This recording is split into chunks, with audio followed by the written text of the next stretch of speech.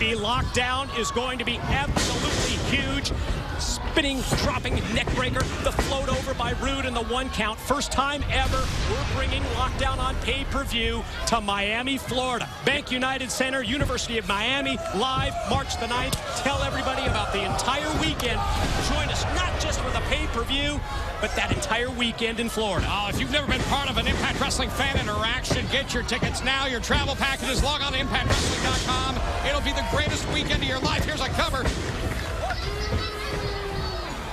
Bobby Roode just that quickly can turn the tide in the matchup. Yeah, get your fan interaction, your travel packages. You log on to ImpactWrestling.com and do it right now. But whatever you do, join us in Miami, Florida for Lockdown. Well, the beatdown and the wear-down process by the It Factor Bobby Roode continues.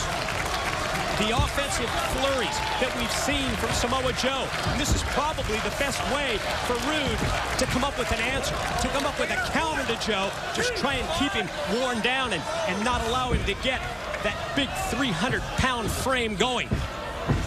Well, Roode is not only an incredible athlete, but a very smart athlete as well in the way he scouts his opponents, the studying he does. He knows his opponents inside and out. And it's said that's a key to victory many times. The many victories he's had here in Impact Wrestling. Now look at Joe with that explosive offense. Follow-up move to the inverted atomic drop is the boot and then the backsplash, but quickness of Roode. Oh, and then right back, the quickness of Joe as he avoids the knee drop. Remember, still to come tonight, the in-ring summit, that showdown we've been waiting for as MVP comes face-to-face with our TNA president, Dixie Carter.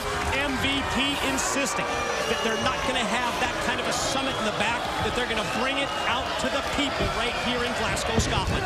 Wow. Great power slam by Joe, and MVP is a man of the people. He doesn't want it in a boardroom, a conference room. He wants it out here in front of the people and let the people see it, witness it, decide it, judge it, and see for themselves this situation that is unfolding before our very own eyes tonight here in Glasgow, Scotland, from the Hydro. Boy, you look at the bodies of these two guys and you can already sense the physicality that we've witnessed, the handprints on the chest of both men as Joe takes Roode out, a muscle buster attempt, perfectly blocked, and then the kick to the side of the head by Roode enables him to follow up with that rabbit-style clothesline from behind. Here's the pin, and Joe's shoulders down for 2. #1 contendership is at stake. It's on the line. The winner of this match goes on to challenge Magnus for the World Heavyweight title. Certainly, as we've seen before, both men former World Heavyweight champions. Both men have been to the mountaintop before, and now they're looking to get back to that perch, that top spot. And Samoa Joe, Bobby Roode, a very physical matchup. I mean, just look at Joe right above his... Oh, wow, look out. Not able to hold on there, but Joe locks in the choke in an instant. Yeah, Samoa Joe, he jumped right on the back of Roode, but Roode had sensed that rear naked choke was coming. Roode was able to take the choke and turn it around. Yeah, the discoloration on the chest of Samoa Joe just added to right there by the knife edge chop as the It Factor gonna light up the chest of Joe. How about the power behind that? Not so fast, Bobby Roode. Joe looking to capitalize now. We've seen the setup for this before. You know what he's going for. I think he's got it. Muscle buster. Here he comes. Straight out to the middle. Straight down goes Roode. Follow up is the choke, the Kakina clutch. It's the move that gave him the #1 contender spot last week when he beat the world champion Magnus, and he does it again. Your winner, Samoa Joe. You can throw roadblock after roadblock at Samoa Joe, and what does he do? He answers with yet another win. I think Samoa Joe just proved to the world that he deserves to be called the #1 contender. That Samoa Joe deserves to have that shot against Magnus for the World Heavyweight Championship. What great momentum. It can throw Bobby Roode in the way, but my question for you, TNA President Dixie Carter, who can stop the Samoan submission machine, Samoa Joe. MVP and the TNA president, Dixie Carter. They are about to come face-to-face in front of the people. JB, I have to admit, I cannot wait to see this. We're going to find out what happens. The investor, MVP, TNA president, Dixie Carter, are going to have a...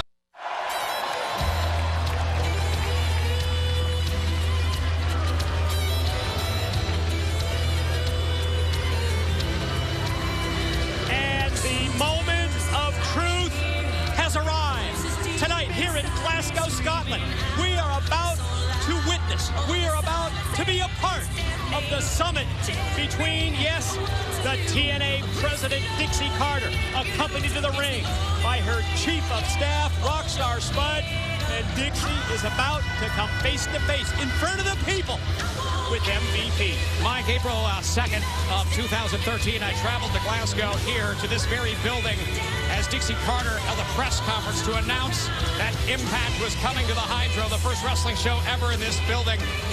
And I don't ever guess that in a million years she ever imagined she would be standing in the middle of this ring. Thank you so much. With this warm reception. I can tell how excited you are to see me tonight. And I really, really, really appreciate it. But people, tonight is not just about me. It is about another very, very, very special person. And I'd like all of you to help me introduce him right now. He is not only a VIP, he is MVP.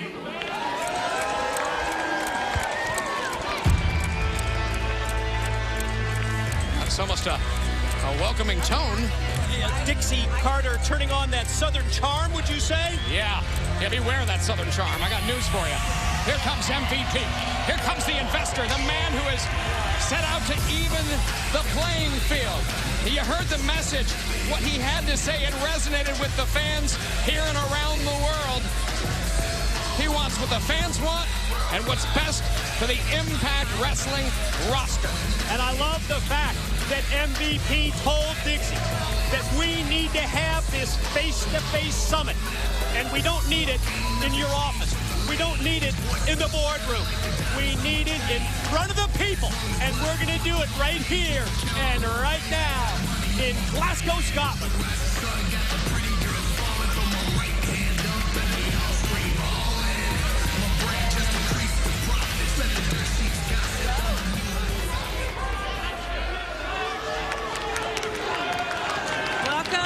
TNA. I have to say, Dixie, it is an honor to be here tonight in Glasgow. In your regal presence. Well, thank you so much. Now, you've learned this much. Flattery will get you everywhere. But we have a lot of business to talk about tonight. And that is this great idea that I have to give up to you that you had to come out here in front of all of these people and share our vision for the future of TNA. Right? So if you don't mind, can I start? Oh, please. Okay. Please. So, you know, it's very important that, come on, people, please have some class. Let us speak. Let's hear her out. Let's hear her out. If we're going to start, we need to start at the top. And people, that would be your TNA World Heavyweight Champion, Magnus. And I can tell by your reaction, that you all agree with me that he, in a very, very, very short amount of time, has truly accomplished everything that we all hoped he would, you know? Is that right? Yes, the dignity, the integrity, and the class. Every time he steps foot in this ring, sets a path that each and every one of you should try to follow. He sets the bar so high for his peers, for all of his fans. That's high. Yes, he does. Well, amen to that, huh? But I'll say this too. Our company, no, not just our company, our nation, my great nation, and And your little nation, people, your little nation, Spud, your little nation too, and all the little nations around the world watching tonight, we should all try to emulate him in his greatness. Right? Okay, so no, listen, people, listen up. I cannot hear myself talk. You're all wondering, I'm sure, where are we going from here, right? Where are we going from here? And the answer is quite simple to me, that if each and every one of you continues to follow my lead, if all of the men and women in the back continue to follow my lead, then we're all going to be very, very, very successful. Is that right? That's exactly right. Okay. Now listen, in my 11 years here, everybody knows that I've dealt with all kinds of investors and partners. Some have been good, others not so good, okay? And I'm really hoping you and I are gonna make every single one of them never forget us. I'm absolutely certain of that. So we probably should talk about a few changes that we need to make too, right? I agree. We should talk about Okay. changes, but So what I was let me do that. thinking- Let me. May I talk about the changes? Partner, go ahead. Thank you.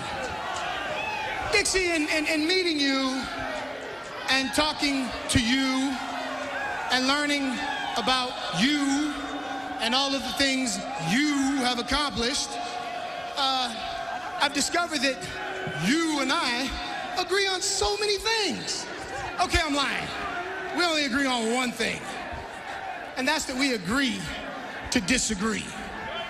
Dixie, you don't know a headlock from a padlock. It would seem that your mismanagement has almost single-handedly brought this organization to its knees. You have created a playing field that only you and your minions can play on. Well, guess what? My name's MVP.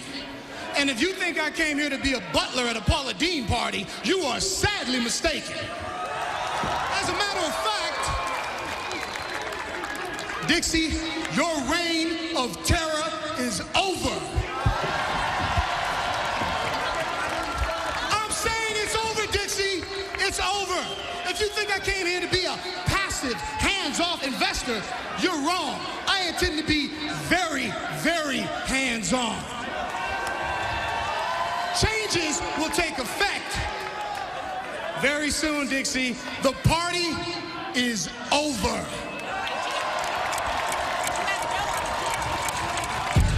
Wow. A blockbuster, a bombshell from MVP. Doesn't sound like he wants to be Dixie Carter's business partner at all. Certainly not about sharing a vision. MVP, I think he wants it all, JB. He said, Dixie, the party is over. It's a new day, and he intends to do something about it. He intends to right the wrongs of TNA President Dixie Carter. Yes, in the mind of the investor, MVP. It's not about sharing that vision, not about being a business partner. Yes, the party's over, Dixie.